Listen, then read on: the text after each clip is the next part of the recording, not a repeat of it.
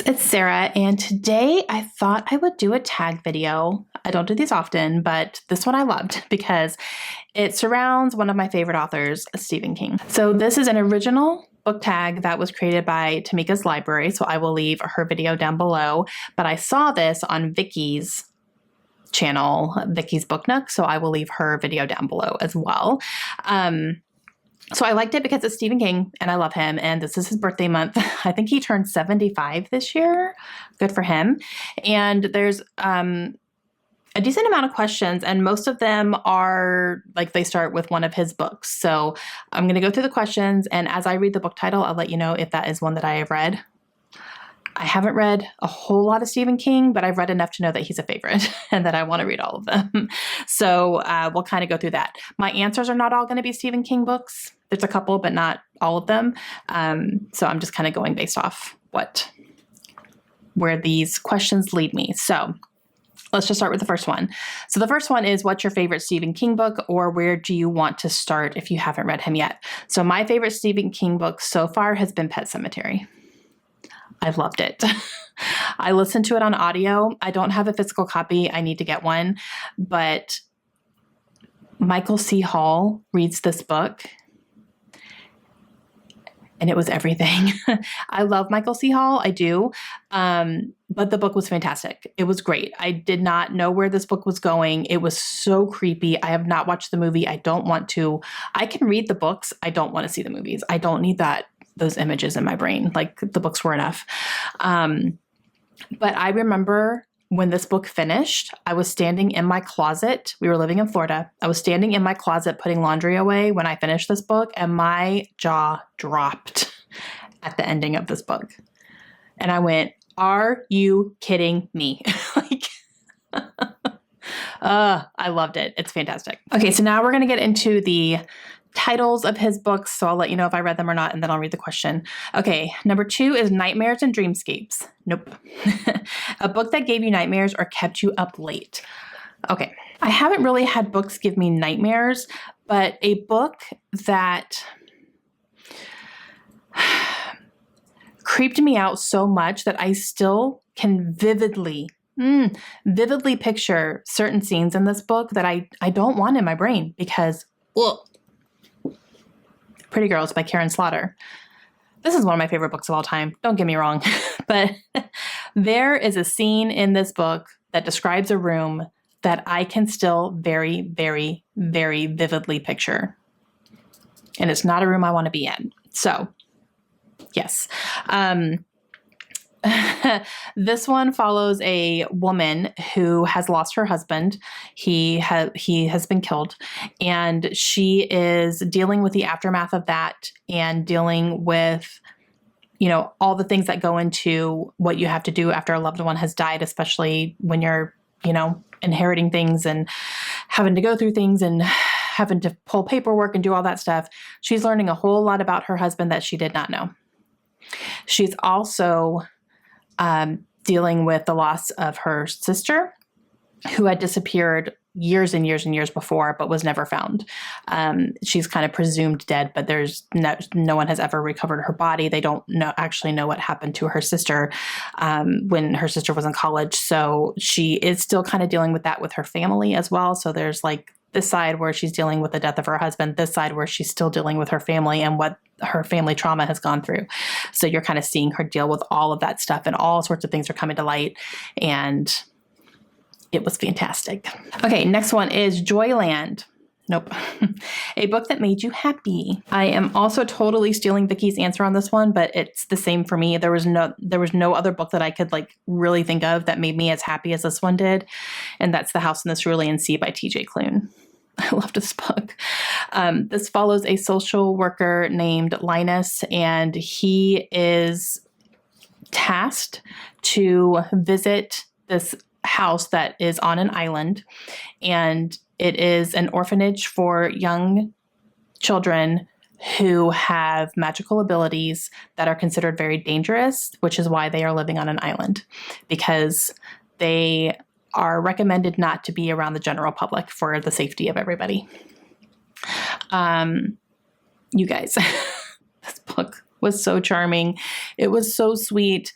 I fell in love with these kids. I fell in love with Linus, and I loved it. I loved it so much. Like, I want to reread this. It made me so happy. It felt like a big hug. I loved it.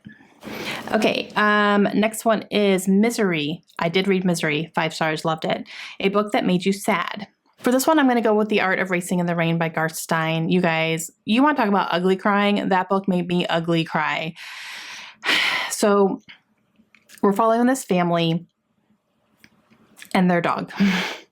And it's from the dog's perspective, which to me was so unique, and I loved it because I'm a person who loves dogs. I love dogs, and I love the bond that humans and dogs can form and the loyalty that you can get from a dog. I have seen it. I've experienced it. I've had dogs, and just this book.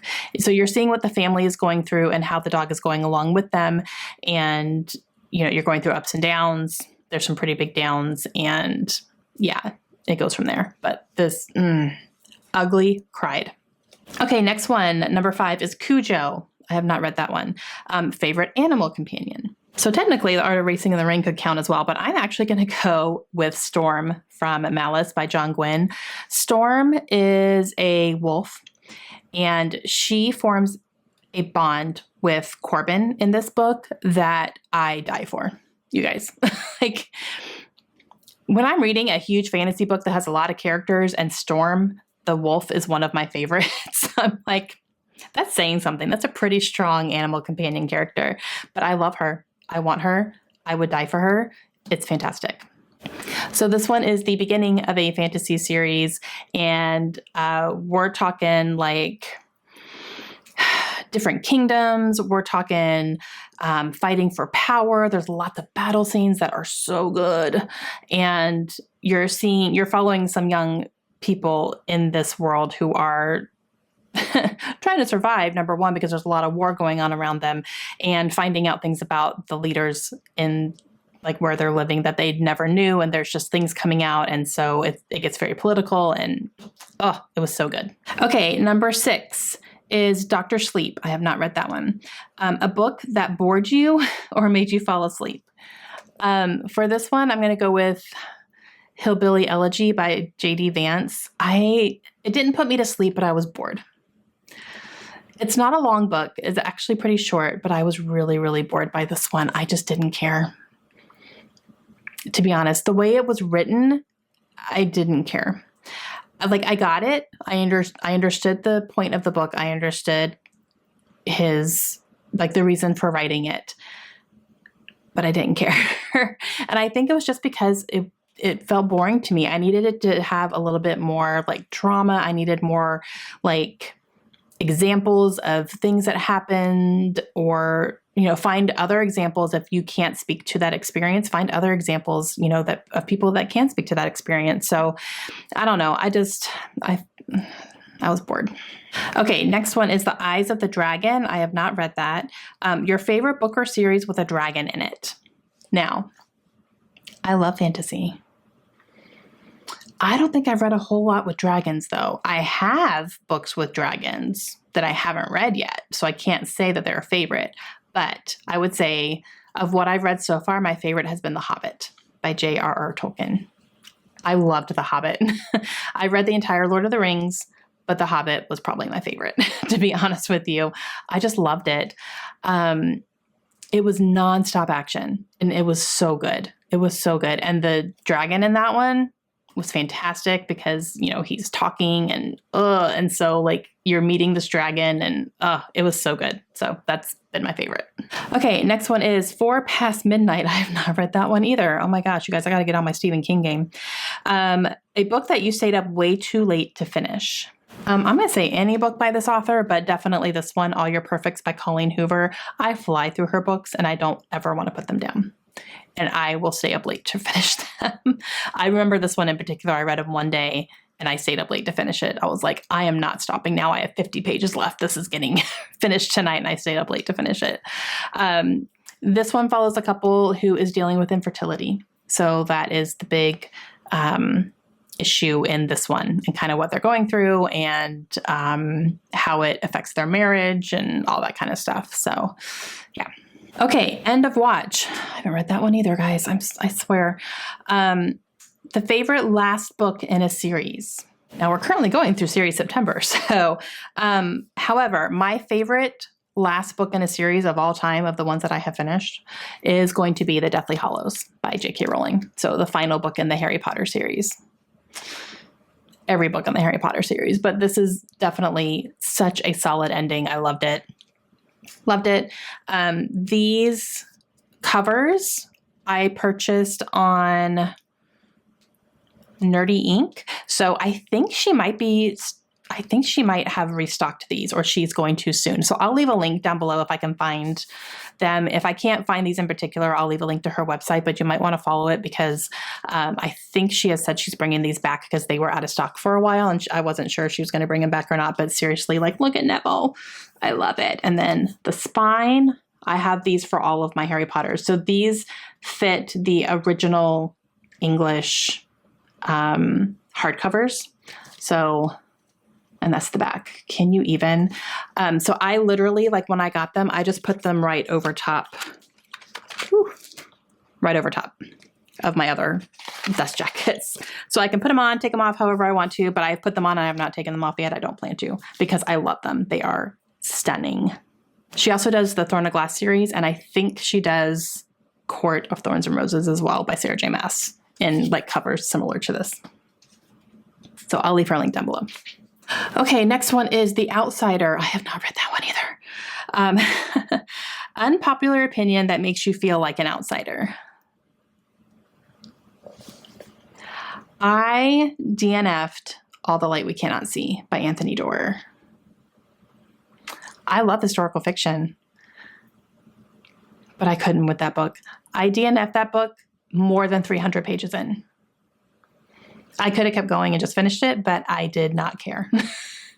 And that definitely makes me feel like an outsider because not only did that win a Pulitzer, but so many people that I know and trust, like that's one of their favorite books of all time.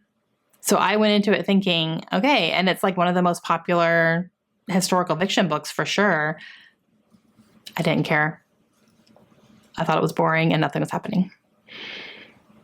And that's definitely an unpopular opinion. Okay. Number 11, Rage. No, I've never even heard of that one. A book you rage quit or DNF'd. Okay. I DNF'd really quickly. What's it called? The End of Alice by A.M. Holmes. I had to write it down because I couldn't remember the full title. I tried reading this a little over a year ago. And so the premise behind this one is that there is a man who is a pedophile who has been locked up. He's in jail. Okay. But he does have correspondence with people. And he has been having this regular correspondence with a young female. So that's all I knew about the book. That's really all the synopsis tells you. So I was interested. Let's see what this is all about. You guys, I felt physically sick, and I only got 20-something pages into this book because I did not know that the female who is corresponding with this pedophile is a pedophile herself. And she was getting tips from him, and the way that she was describing young children made me sick. I could not do it.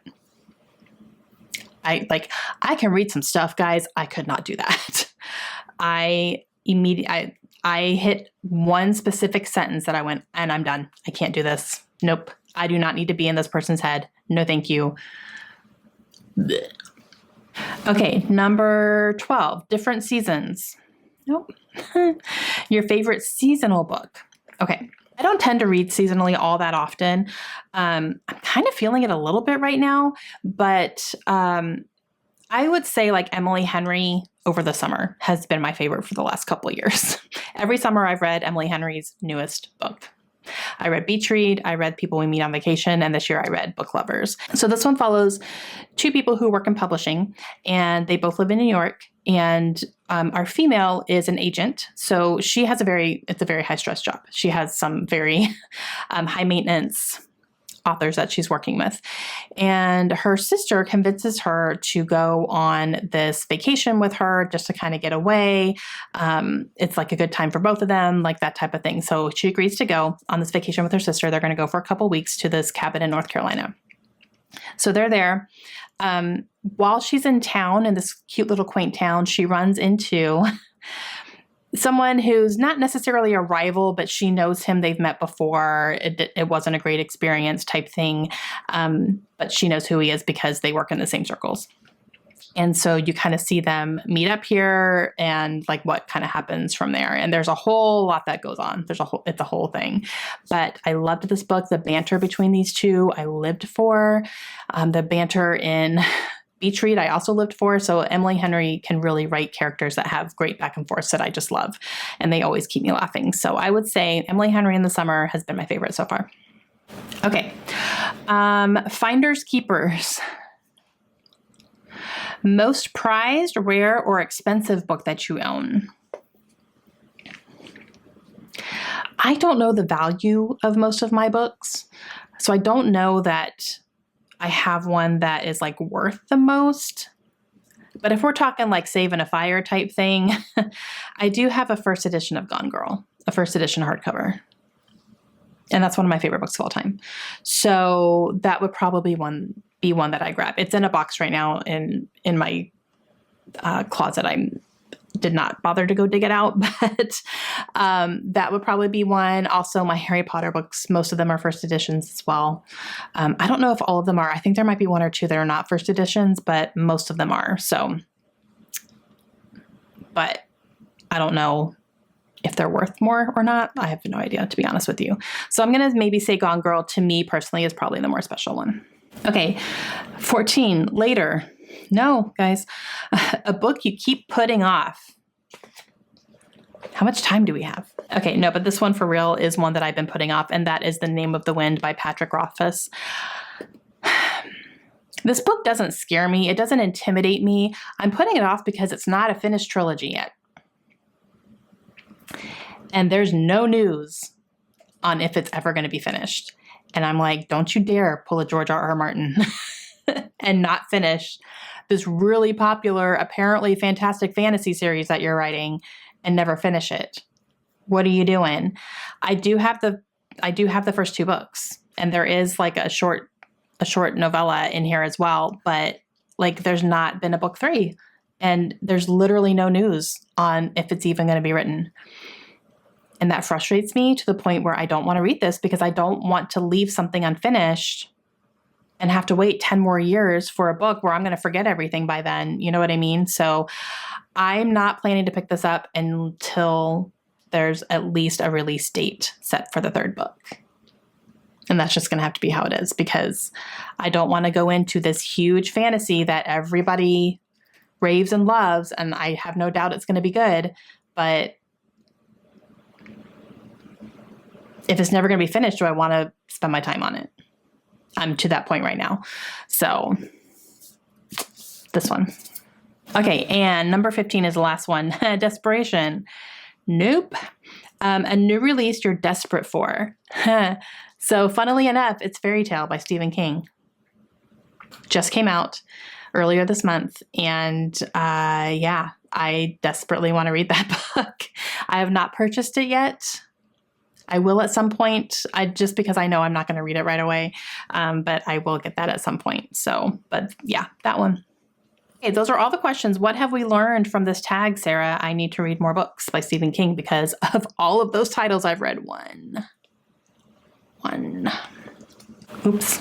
All right, so that is it for the Stephen King book tag. Please let me know your thoughts down below. What are some of your answers for some of these? I would love to know as well. And I will see you guys again soon. Have a great day. Bye.